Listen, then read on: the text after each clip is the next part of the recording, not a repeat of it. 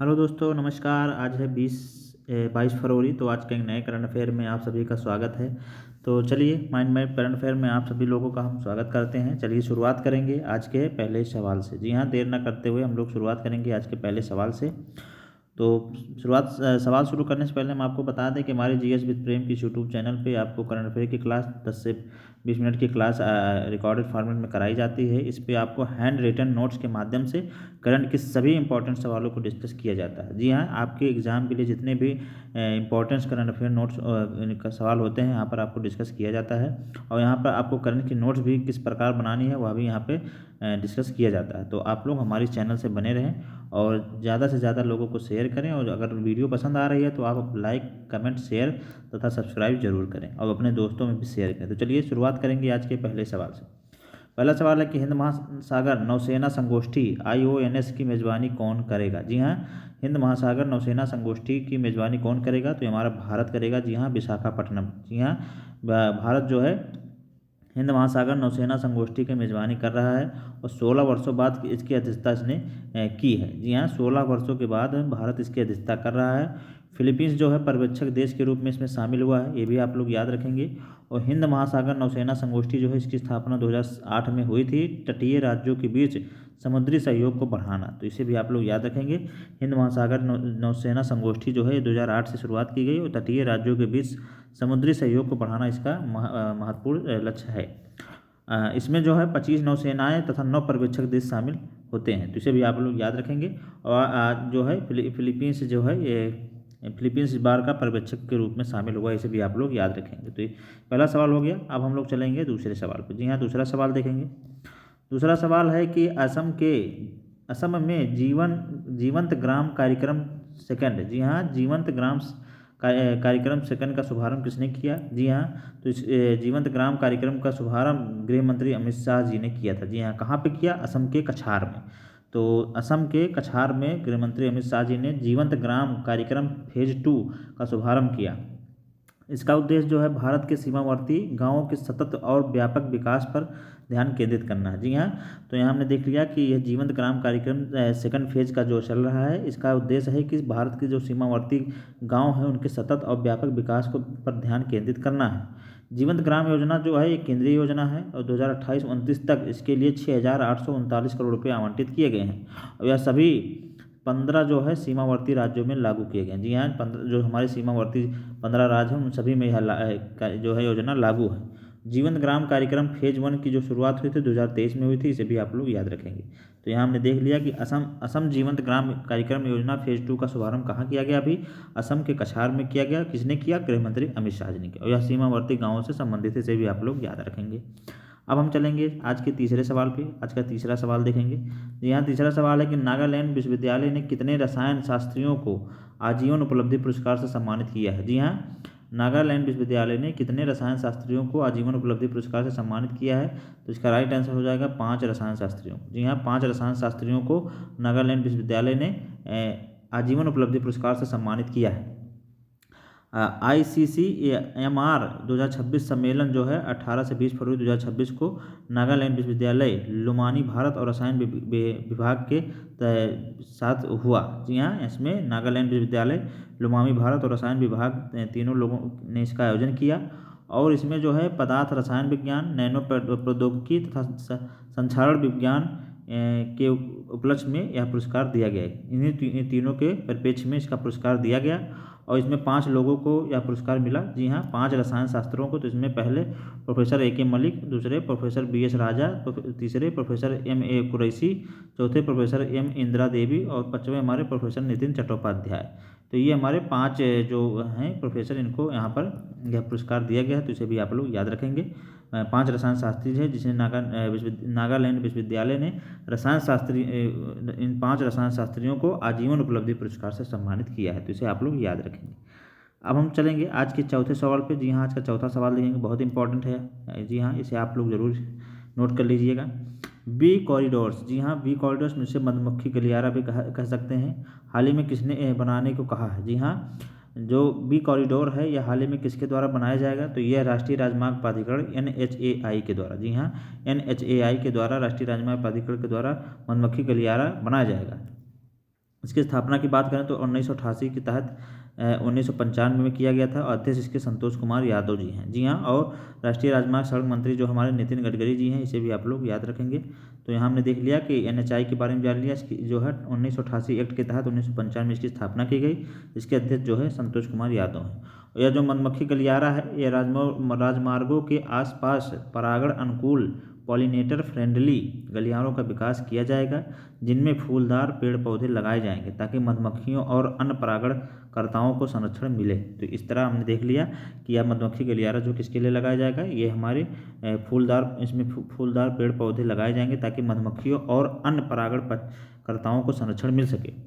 और NHI जो है इस वर्ष 2026-27 में, जी हाँ, national highway authority of India जो है इसे 2026-27 में 40 लाख पेड़ पौधे लगाए जाने का लक्ष्य मिला है, जिसमें 60% जो है इसी मधुमक्खी गलियारा के अंतर्गत लगाए जाएंगे। तो इसे भी आप लोग याद रखेंगे। तो यहाँ पर हमने देख लिया कि ये बहुत इंपॉर्टेंट सवाल है national highway Indian authority India की तरफ से कि मधुमक्खी गलियारा की शुरुआत की जाएगी। अब सड़कों के किनारे फूल के पेड़ लगाए जाएंगे जो कि हमारे मधुमक्खियों तथा परागण वाले जितने भी जीव जंतु हैं उनको यह आकर्षित करें।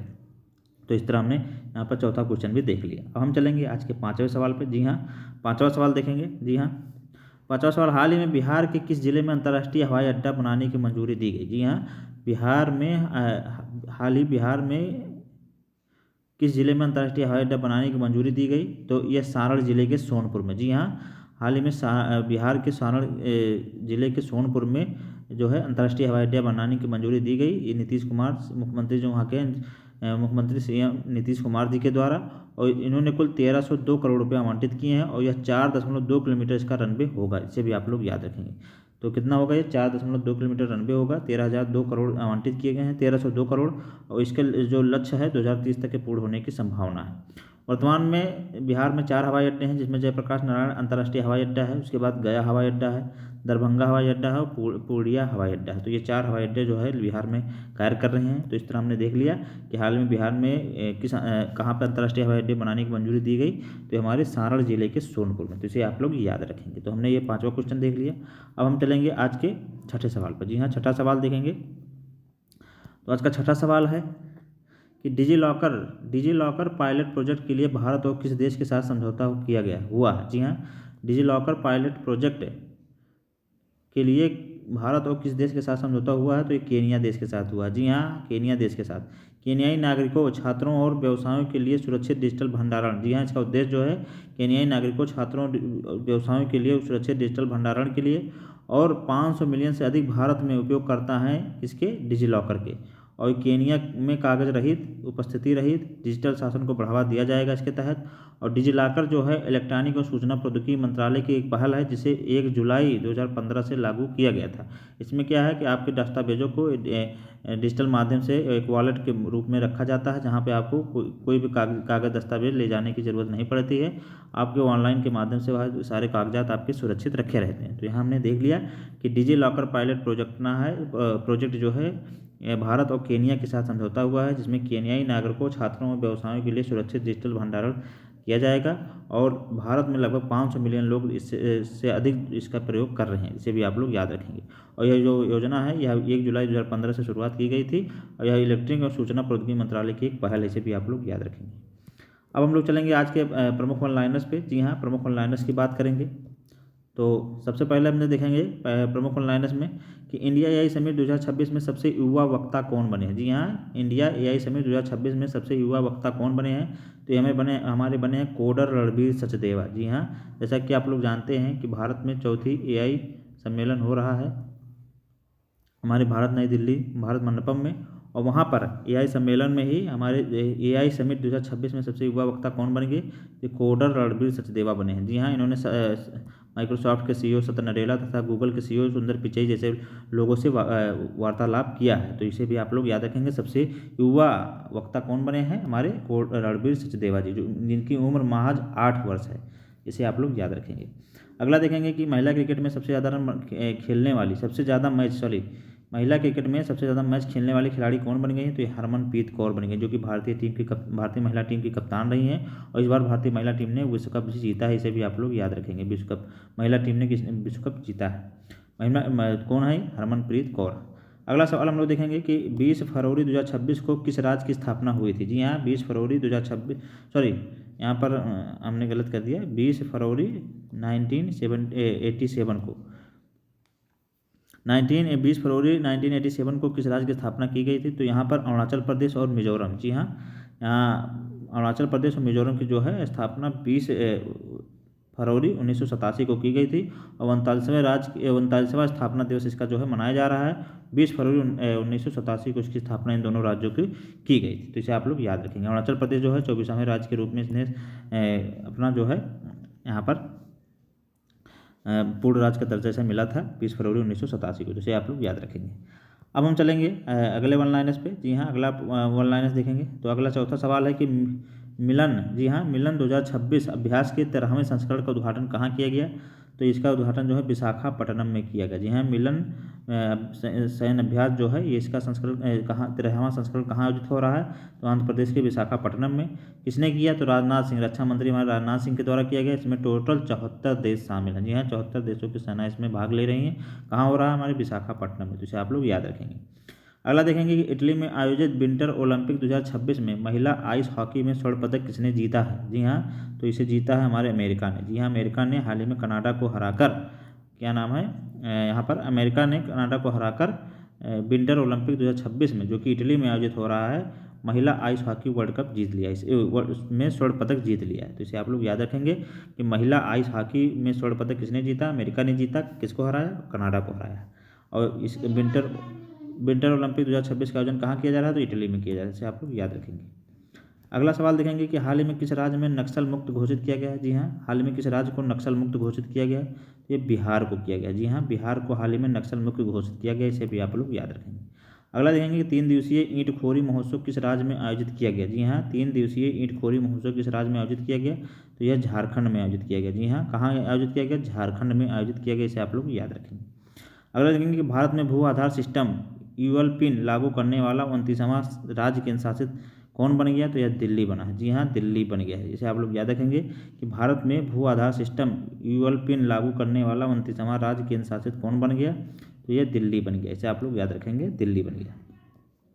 अगला देखेंगे कि दुनिया की पहली ह्यूमैनिटी फर्स्ट एआईसीटी स्थापना कहाँ खोली गई है? जी हाँ, दुनिया की पहली ह्यूमैनिटी फर्स्ट एआईसीटी की स्थापना कहाँ की गई? तो हमारे बेंगलुरु में की गई। इसे आप लोग याद रखेंगे, कहाँ की गई है? हमारे बेंगलुरु में की गई है। तो हमने देख लिया कि दुनिया की पहली ह्यूमैनिटी फर्स्ट एआईसीटी की स्थापना कहाँ की गई है? बेंगलुरु में की गई है। तो इसे आप लोग याद रखेंगे। आज का आखिरी सवाल हम लोग देखेंगे वन लाइनर्स का और आज के करंट अफेयर का। तो आखिरी सवाल है कि लारन डाउन, जी हाँ, लारन डाउन किस खेल से संबंधित है? तो हमारे क्रिकेट से संबंधित है। जी हाँ, इसे आप लोग याद रखेंगे। हमारे एग्जाम में कभी कभी डायरेक्ट पूछ लिया जाता है कि क्रिकेट से संबंधित शब्दों के बारे में या किसी भी खेल से संबंधित शब्दों के बारे में पूछ लिया जाता है। तो यहाँ लारन डाउन जो है ये हमारे एग्जाम में पूछा जा सकता है किससे संबंधित है? तो हमारे क्रिकेट से संबंधित है। इसे आप लोग याद रखेंगे। तो ये था आज का हमारा करंट अफेयर। आप लोगों को कैसा लगा आप लोग ज़रूर बताएं और ज़्यादा से ज़्यादा हमारे चैनल को सब्सक्राइब करें, लोगों को शेयर भी करें। अगर आपको यह क्लास पसंद आ रही है तो आप लोग हमारी इस क्लास से जुड़ें और ज़्यादा से ज़्यादा लोगों को जोड़ें। इस क्लास में आपको वही चीज़ कराई जाती है जो आपके एग्ज़ाम के लिए इम्पोर्टेंट हो, तथा क्लास के नोट्स भी बनाने का जो सलीका है वो भी यहाँ पर दिखाया जाता है। आप इसी फॉर्मेट में अपने क्लास के नोट्स जो है बना सकते हैं। शॉर्ट नोट्स जो है इसी फॉर्मेट बना सकते हैं ताकि आपको रिवीजन करने में आसानी होगी। तो यहाँ आपको जो एक शॉर्ट नोट्स होती है एक करंट अफेयर की, उसी फॉर्मेट में आपको क्लास भी उपलब्ध कराई जा रही है। तो आप हमारी इस क्लास से जुड़कर अपनी करंट अफेयर की तैयारी को भी मजबूत कर सकते हैं, साथ ही साथ नोट्स को भी बना के अपनी तैयारी को और चार चांद लगा सकते हैं। तो आप हमारी इस चैनल से जुड़ें और ज़्यादा से ज़्यादा लोगों को शेयर करें। क्लास अगर पसंद आ रही है तो उस पर लाइक कर दिया करें, कमेंट भी किया करें। अगर कोई कमी है तो उसके लिए भी कमेंट कर दिया करें, हम उसमें सुधार करेंगे। बाकी अपने दोस्तों में, अपने फ्रेंडों में, अपने स्टडी ग्रुप में इसे शेयर कर दिया करें। चलिए फिर हम मिलेंगे नए करंट अफेयर नए कंटेंट के साथ। तब तक पढ़ते रहिए, स्वस्थ रहिए, मस्त रहिए। नमस्कार, जय हिंद।